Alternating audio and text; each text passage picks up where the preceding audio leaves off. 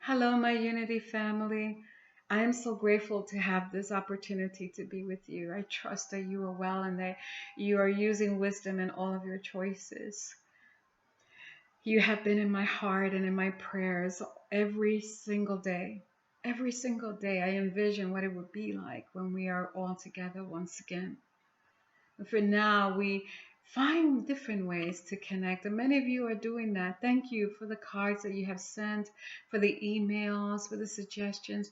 I love each and every one of you. We are moving through this together, and that is a beautiful, beautiful thing.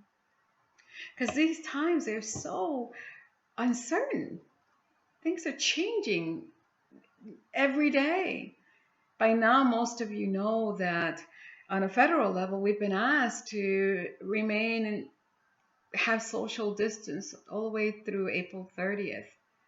And that's quite a long time. And for many, many of us, that extended time of social distancing is bringing up all kinds of different emotions. Some are feeling a real sense of sadness, a very valid emotion.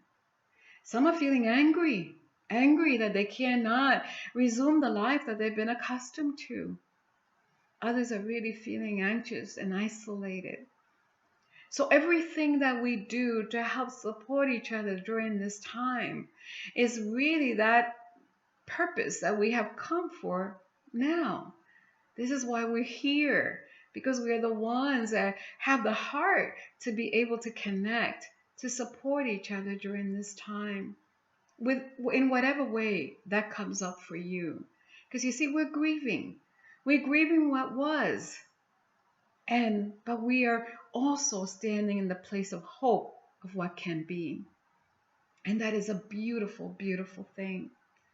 This morning on my Facebook page, I saw a picture of my dad. It came up as one of the memories, and it's a picture of me and dad, and I realized that I had a real sense of sadness. I've been holding the sadness for a very long time.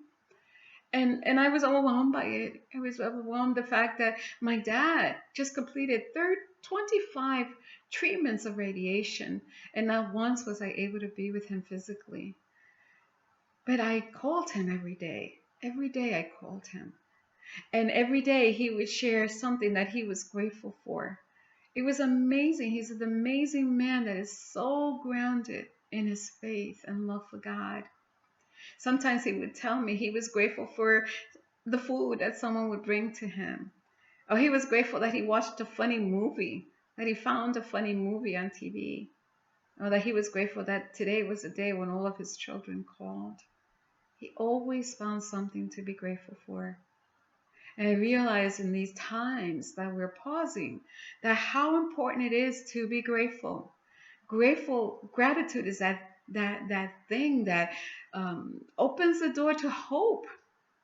And we need hope because we know that all things in some strange, mysterious way will work for our good.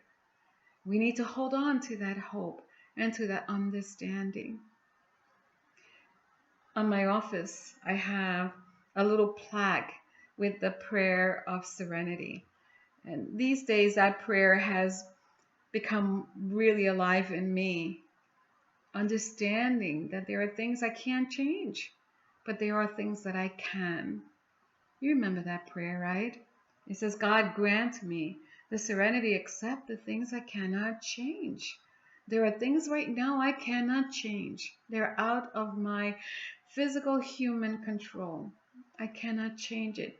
So I ask for the peace of God to come into my life, that I may have the serenity to accept what is and allow what is to grow me.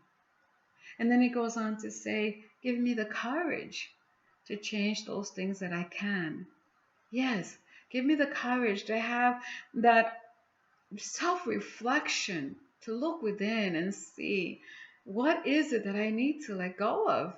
What is it that I must release and change in my life so that I may be a greater reflection of the true nature that I am, the goodness of God right now that is needed in this globe. You see, we've never had this global experience. We've had crisis before, but they've been somewhat localized to a country or a state.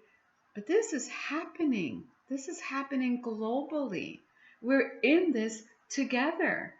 And so we are given an opportunity to think about what kind of life do we want to live going forward. You see, the life that we were living was so hectic for so many of us. And it was not really taking the time to pause and appreciate and allow hope to build in our heart for a brighter and greater, more beautiful tomorrow. I found this little devotional that I started reading today, and you may have it, and if you do, pull it out. And I may be reading more from here in the next couple of days just to keep us connected. But here's what it says about the simple life. It says that there is much to learn in life, but it is best to learn how to live. When we are young, we have little doubt that life holds great promise. We have things to accomplish, places to visit, and people to love. However, it is rare that a young person puts these compelling issues into perspective. For most of us, the importance of spiritual principles and a relationship with God is a realization that occurs much later in life. By this time, we may be somewhat bruised by our experiences, but we need not be embittered, for we can live the simple life. When life is simple, our awareness of God is as central to life as the air that we breathe. Jesus said, "Seek first the kingdom of God, and all these things shall be added to you." This is the foundation of a simple life. It is God that we want. Listen to this. It is God that we want. And when we find our Creator, we find joy, we find peace, we find contentment. The things that happen to us, our memories and our possessions, are significant, but nothing is as important as our relationship with God. When the simple life is lived, the earthly experience flows from a oneness with God. The divine fountainhead is the source of life, and in many experiences is our guide. So we seek God during this time of pause. We begin to focus on what we are grateful for, and we hope for a greater tomorrow. For we know that there is this possibility of becoming what we are. We are becoming.